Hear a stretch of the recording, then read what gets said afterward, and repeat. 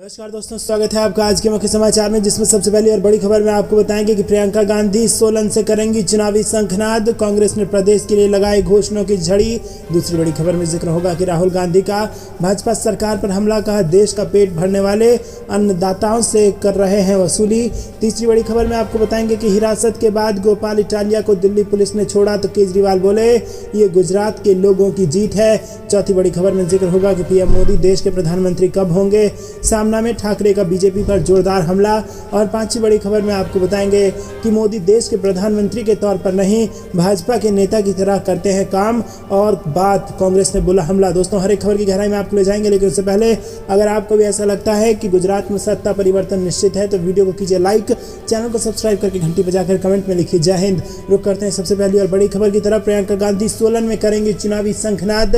कांग्रेस ने प्रदेश के लिए लगाई घोषणाओं की झड़ी। जी हां दोस्तों, कांग्रेस महासचिव प्रियंका गांधी शुक्रवार को सोलन में परिवर्तन प्रतिज्ञा रैली को संबोधित करेंगी और इस रैली के साथ ही प्रियंका गांधी हिमाचल में कांग्रेस के चुनाव अभियान की शुरुआत करेंगी। प्रियंका की रैली से पहले कांग्रेस ने राज्य के लिए कई घोषणाएं की हैं और अपनी रैली में खुद प्रियंका गांधी इन घोषणाओं का ऐलान करेंगी। कांग्रेस द्वारा जारी बयान के अनुसार कांग्रेस महासचिव 14 अक्टूबर को राज्य में पार्टी के चुनाव प्रचार अभियान की शुरुआत करने पहुंचेंगी और प्रियंका शुक्रवार दोपहर करीब 12 बजे मां शूलिनी मंदिर के दर्शन करेंगी और उसके बाद चौड़ो मैदान में पार्टी की परिवर्तन प्रतिज्ञा रैली को संबोधित करेंगी। राज्य में इसी साल के अंत में विधानसभा चुनाव होने हैं। रुक करते हैं अगली बड़ी खबर की तरफ। राहुल गांधी का भाजपा सरकार पर हमला, कहा देश का पेट भरने वाले अन्नदाताओं से कर रहे हैं वसूली। जी हां दोस्तों, कांग्रेस के पूर्व अध्यक्ष राहुल गांधी अक्सर भाजपा सरकार पर हमलावर रहते हैं। बेरोजगारी, महंगाई, किसानों की समस्या समेत अन्य मुद्दों को लेकर राहुल गांधी मोदी सरकार को घेरते रहते हैं और एक बार फिर उन्होंने खाद, ट्रैक्टर और कीटनाशक पर लगाए गए जीएसटी को लेकर सरकार को घेरा है। अडानी, अंबानी या फिर जय शाह कोई भी आए निवेश कर सकता है, सीएम गहलोत ने ये जवाब दिया है। उन्होंने आरोप लगाया है कि देश का पेट भरने वाले अन्नदाताओं से भाजपा वसूली कर रही है। दरअसल राहुल गांधी इन दिनों कांग्रेस की भारत जोड़ो यात्रा की अगुवाई कर रहे हैं और इस दौरान वो लोगों से भी मिल रहे हैं और साथ ही भाजपा सरकार पर निशाना भी साध रहे हैं और इन सब के बीच राहुल गांधी ने ट्वीट किया है। रुक करते हैं अगली बड़ी खबर की तरफ। हिरासत के बाद गोपाल इटालिया को दिल्ली पुलिस ने छोड़ा तो केजरीवाल बोले ये गुजरात की जनता की जीत। जी हां दोस्तों, प्रधानमंत्री नरेंद्र मोदी के खिलाफ कथित टिप्पणी के लिए गुजरात में आम आदमी पार्टी के प्रमुख गोपाल इटालिया को दिल्ली पुलिस ने हिरासत में लिया था। कुछ घंटों बाद पुलिस ने उन्हें छोड़ दिया और इस पर आम आदमी पार्टी प्रमुख और दिल्ली के मुख्यमंत्री अरविंद केजरीवाल की प्रतिक्रिया सामने आई है।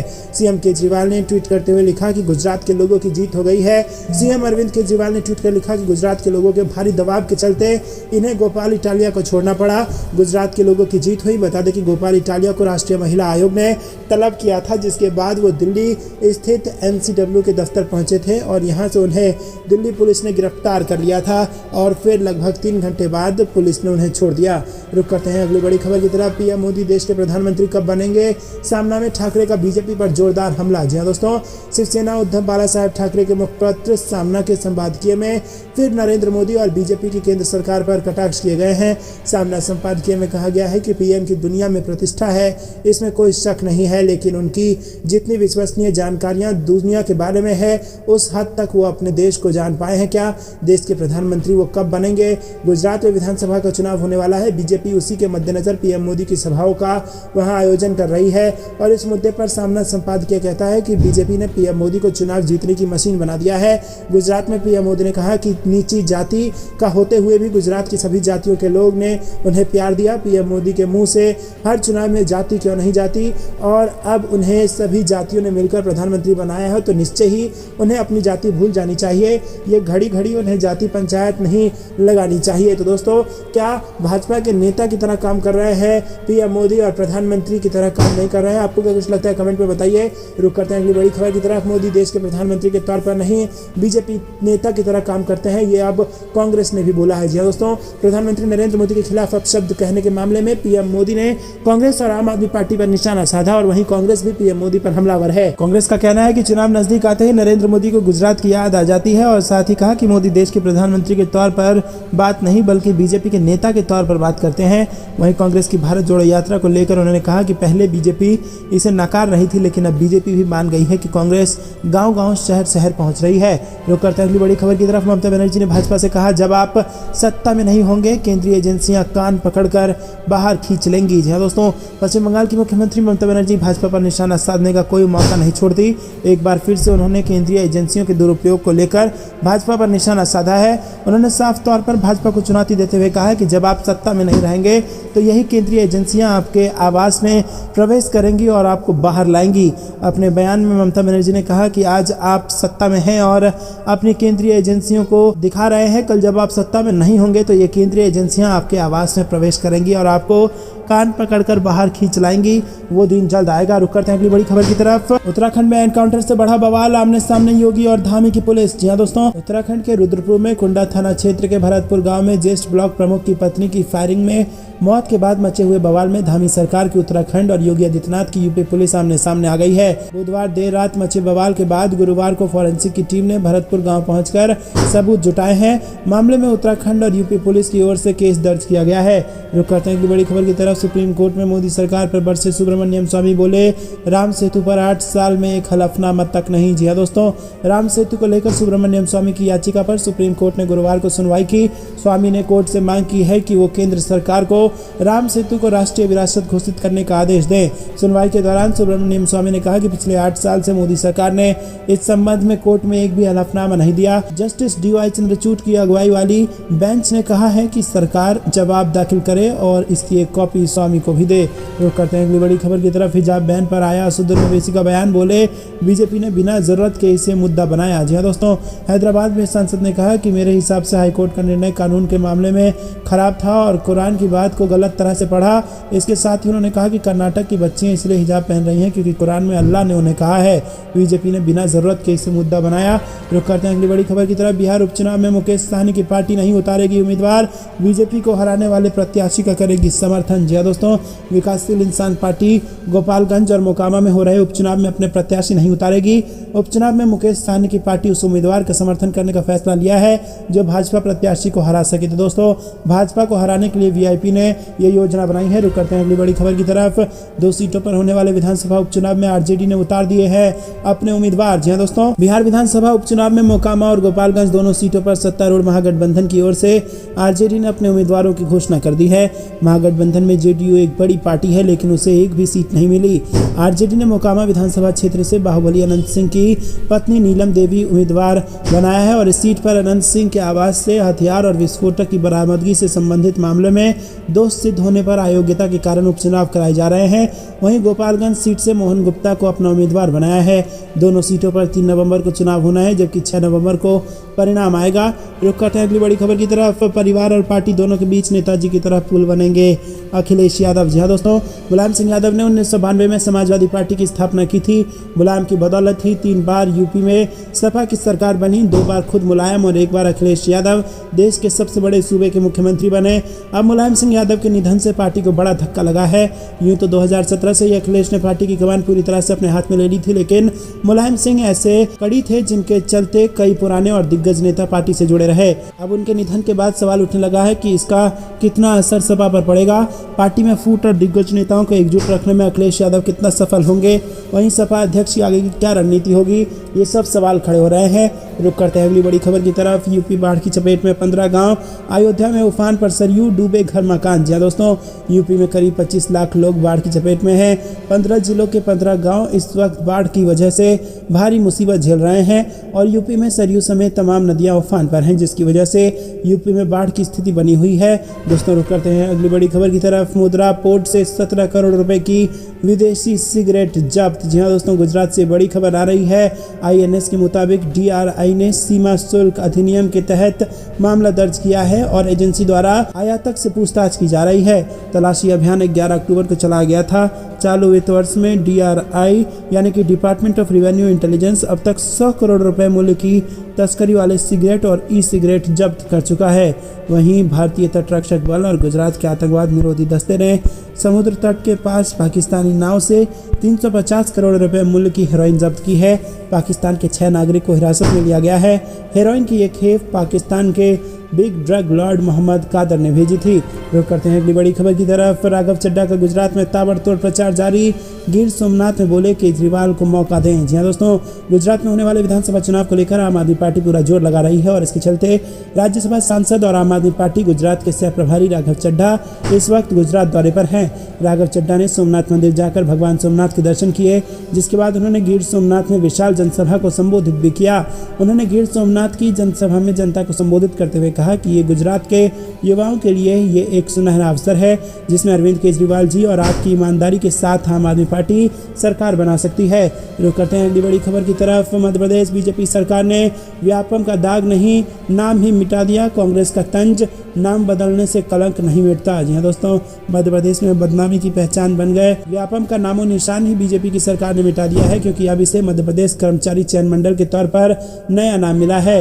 दोस्तों रुक करते हैं कांग्रेस का क्या है वो सीक्रेट प्लान जिससे पीएम मोदी ने भाजपा कार्यकर्ताओं को कर दिया है सावधान। जी हाँ दोस्तों, आपको बता दें कि गुजरात विधानसभा के पिछले चुनाव में राहुल गांधी के आक्रामक प्रचार पर भाजपा की मुसीबतें बढ़ गई हैं। एक समय ये लगने लगा था कि 2 दशक से गुजरात की सत्ता में बैठी भाजपा सत्ता से बाहर हो सकती है और प्रधानमंत्री मोदी को गुजरात में कैंप करके चुनाव प्रचार की कमान संभालनी पड़ी थी और भाजपा किसी तरह सत्ता बरकरार रखने में सफल हो पाई थी। लेकिन इस बार राहुल गांधी भारत जोड़ो यात्रा में व्यस्त हैं और भारत जोड़ो यात्रा का जो असर यहाँ पर देखने को मिल रहा है गुजरात में, वो भाजपा की फिर से मुसीबतें बढ़ा सकता है और 27 साल की सत्ता भाजपा को गंवानी पड़ सकती है। जी हाँ दोस्तों, अंदर ही अंदर साइलेंट प्रचार कर रही है कांग्रेस पार्टी, जिससे भाजपा को बड़ा नुकसान हो सकता है।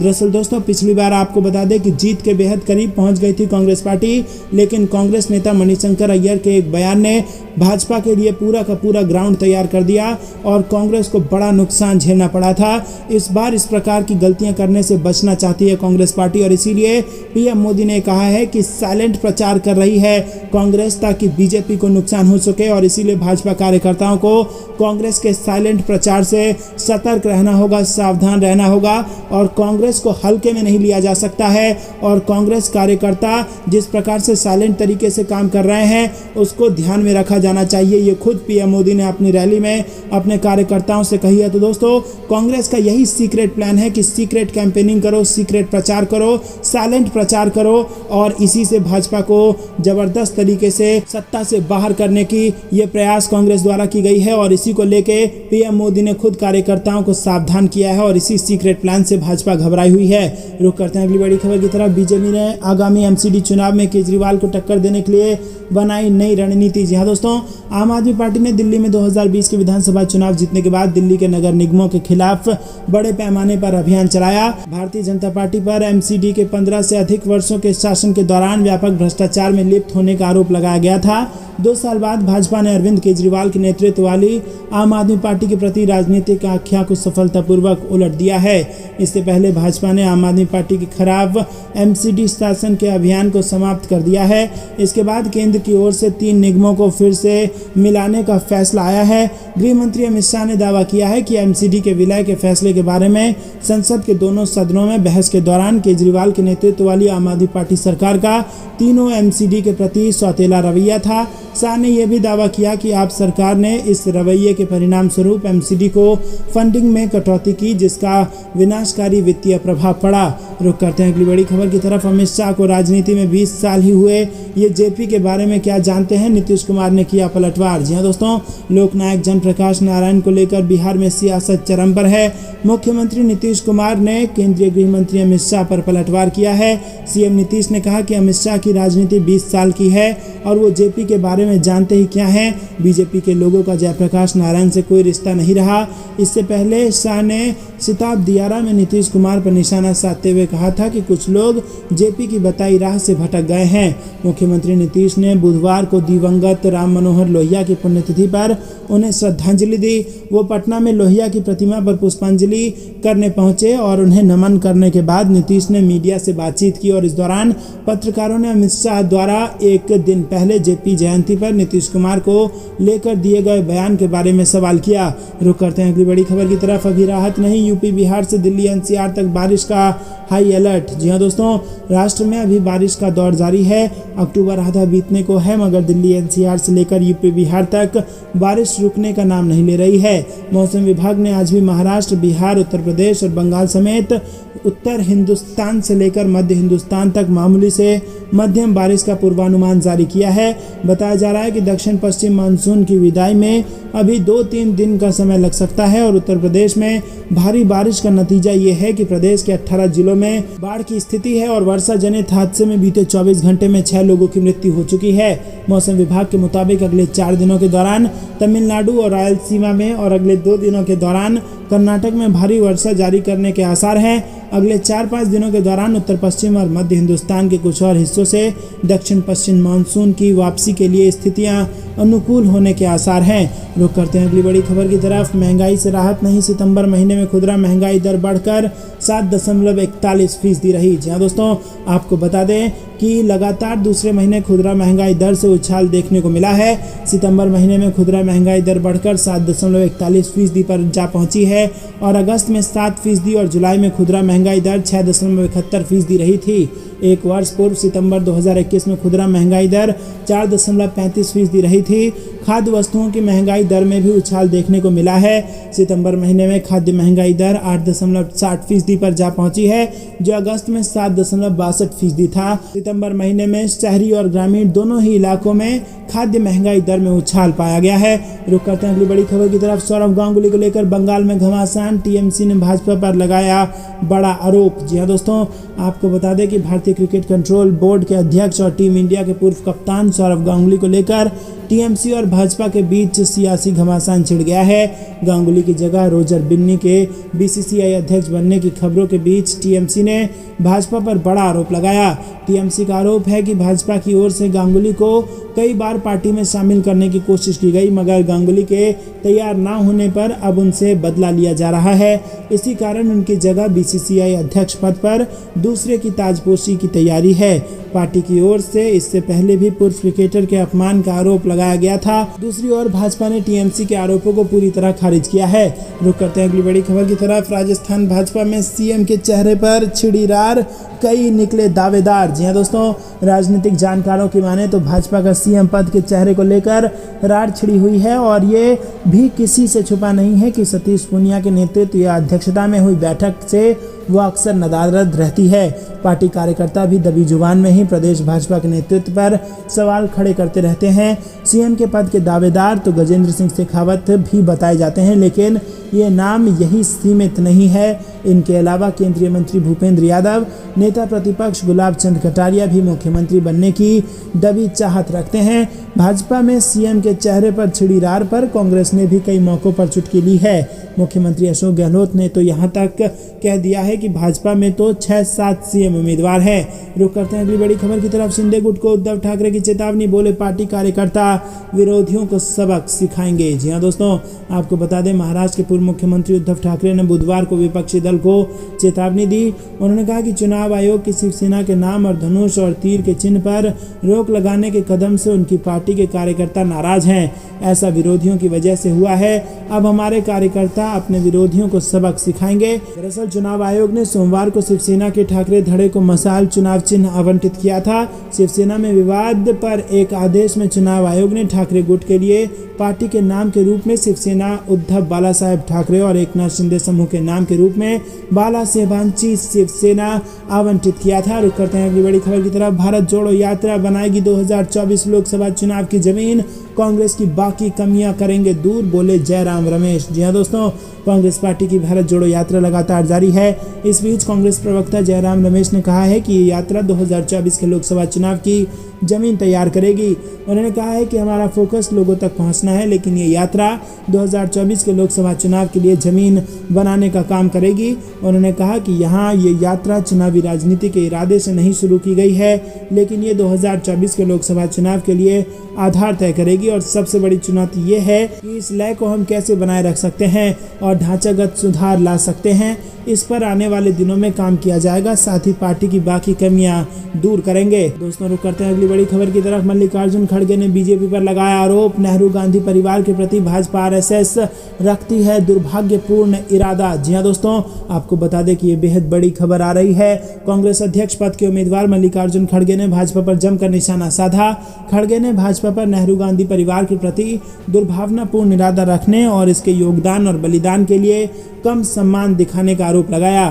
कांग्रेस अध्यक्ष पद के लिए बिहार का दौरा करते हुए खड़गे ने कहा कि राहुल गांधी की भारत जोड़ो यात्रा चुनावी लाभ के उद्देश्य से नहीं थी, बल्कि विभाजन की राजनीति के खिलाफ एक बड़ी लड़ाई छेड़ने के इरादे से थी और इसका भाजपा ने कथित तौर पर अभ्यास किया था।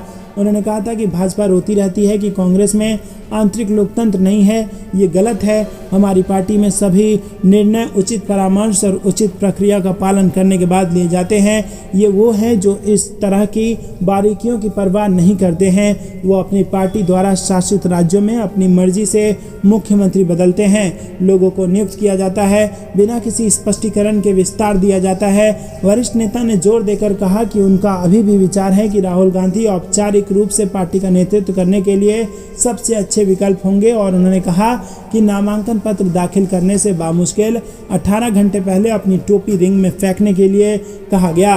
दोस्तों, रुक करते हैं अगली बड़ी खबर की तरफ, जिसमें आपको बता दें कि जो जिम्मेदारी मिलेगी उसे निभाएंगे, सपा संरक्षक बनने के सवाल पर बोले शिवपाल यादव। जी हां दोस्तों, मुलायम सिंह यादव का 82 वर्ष की उम्र में 10 अक्टूबर को गुरुग्राम के मेदांता अस्पताल में निधन हो गया था और वो लंबे वक्त से अस्पताल में भर्ती थे और इसके बाद उनके पार्थिव शरीर को सैफई लाया गया था। मंगलवार को राजकीय सम्मान के साथ उनका अंतिम संस्कार किया गया और अखिलेश यादव ने उन्हें